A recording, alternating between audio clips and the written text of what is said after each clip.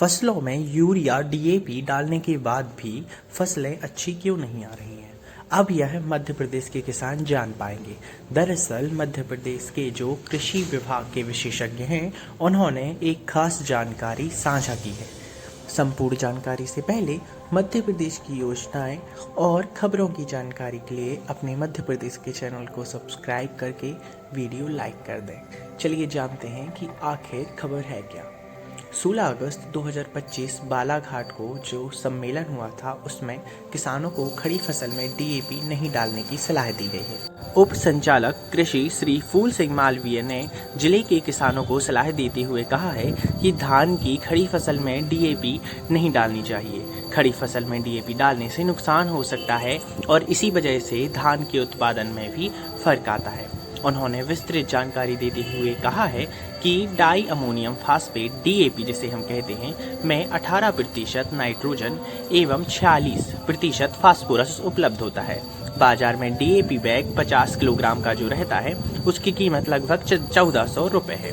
दूसरी ओर बाजार में यूरिया 266.50 रुपये में उपलब्ध है।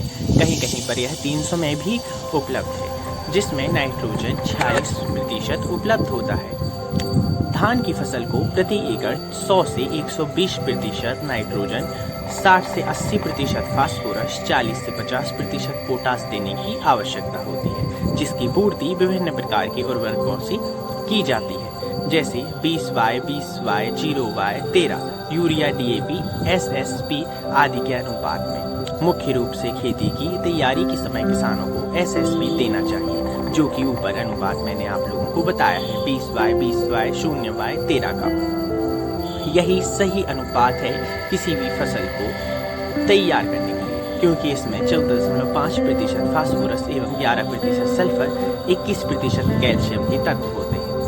तो इस जानकारी से आप यह समझ पाएंगे कि धान के उत्पादन में या फिर जो गेहूं का उत्पादन होता है अन्य फसलों में, उसमें नाइट्रोजन, यूरिया, डीएपी का जो अनुपात है वह किस तरीके से विस्तृत होना चाहिए। मध्य प्रदेश की खबरें और योजनाओं की जानकारी के लिए चैनल को सब्सक्राइब कर लें। अगर कोई भी आपको जानकारी चाहिए हो तो आप कमेंट में पूछ सकते हैं।